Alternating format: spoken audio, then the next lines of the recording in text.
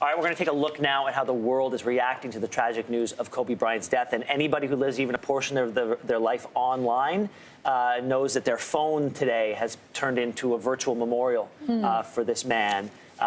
Just social media is literally flooded with posts about what he meant to them. And so we only have a fraction of a sliver of a portion of that for you right now.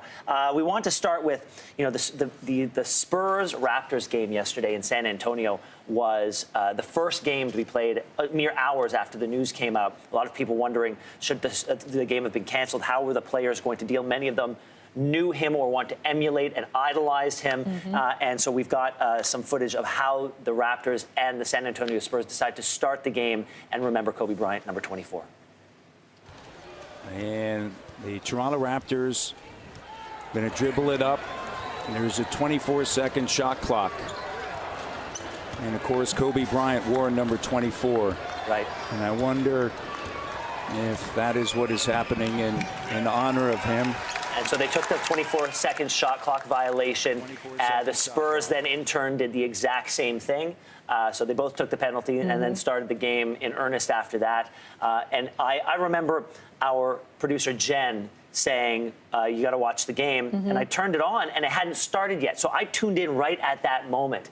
And I went from not feeling much at the time, just trying to catch up, to immediately being put into grief. There was a lot of conversation about whether or not, as you said, Ben, the games should have been canceled. But I think on a day like that, in a moment like that, basketball fans and the family want to be together. And maybe the best place for them to be is a place where they can all share their memories. Well, and there's the idea of functional grief, too, right? As you're processing, you need moments in the day that aren't consumed by what has just happened. And perhaps that offered something to those basketball players.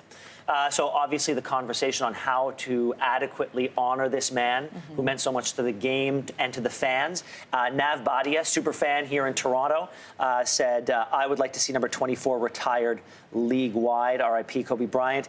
Of course, the colors of the CN Tower mean so much to so many.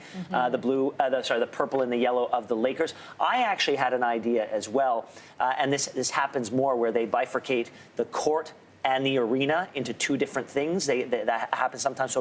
So you could have Kobe Bryant Court at the Staples Center, and you would have him forever commemorated on the parquet of the Staples Center. Dallas Mavericks owner Mark Cuban issued the following statement saying that they would be retiring 24. It would never again be worn by the Dallas Maverick. Meanwhile, Kareem Abdul-Jabbar has reacted. Now, he is he's in everybody's conversation as one of the great players of all time. We want to show a little bit of what he had to say. Very difficult for me to put in words how I feel about the loss of Kobe Bryant. As a young boy, I met him when he was 11 or 12 years old. I was friends with his dad, Joe. We were former adversaries. Joe played for the 76ers, but he was a good friend and someone that I shared a friendship.